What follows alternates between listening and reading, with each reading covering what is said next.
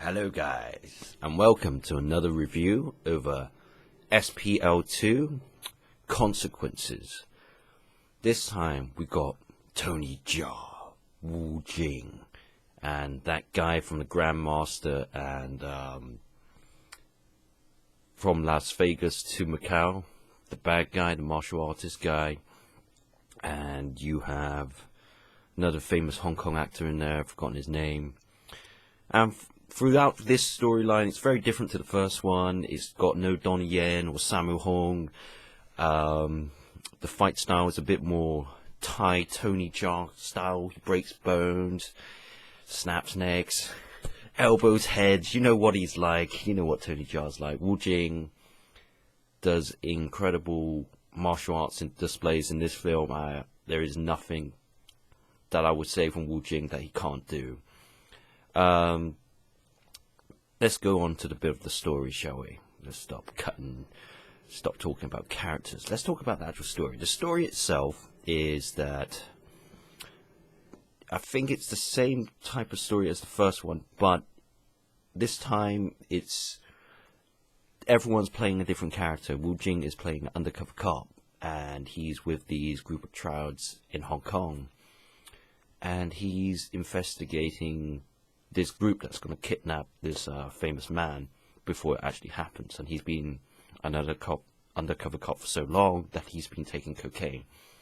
And his lieutenant, the guy from the first one, yet again Simon Wan, I've forgotten his name. I cannot remember his name for the life of me.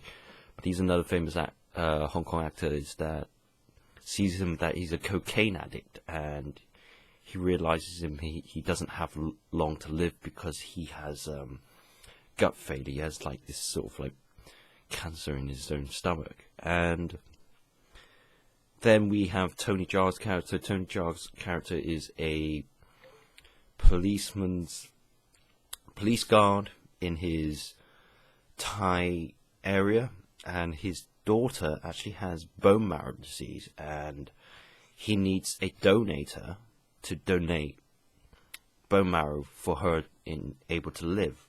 And Tony Jaa is looking through the folders of any donators out there in the world to get her bone marrow so that she doesn't die.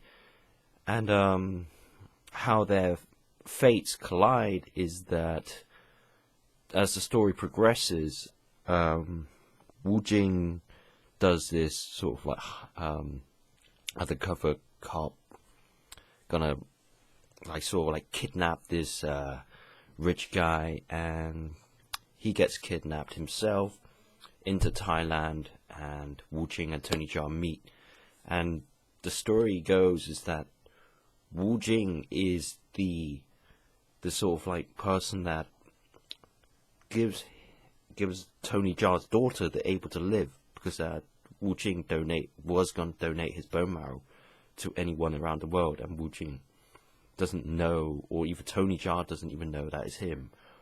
But don't going to really ruin it much more than that. I think everyone should watch it and understand how their fates collide. But now I'm going to really go into the sort of the martial arts pace, and from the first one to the second one, we see Donnie Yen's style is pretty much like MMA fighting, stick fighting. He's a bit more very stylish fighting. And in the first one, there was a lot more Sammo Hung sort of style choreography, and you saw both their choreography mixed together. But this one, we see a bit more Tony Jaa and Wu Jing as more, you see Asian martial arts first, Thai kickboxing, and that is the amazing style of this movie. I think if we didn't have that, I don't think it would be entertaining. I don't think Tony Jaa wouldn't be proud about this film. But I would say, if I had to say that this film, I will give it maybe 7 out of 10, just because the martial arts was amazing. There wasn't anything that I would say that is bad about this film. I mean, like, if you came from the first one, and then when you watch the second one is not bad. It's just, it's a different film entirely, and it's different style. But anyways, catch you guys later. Hope you enjoyed this review, and have a great one.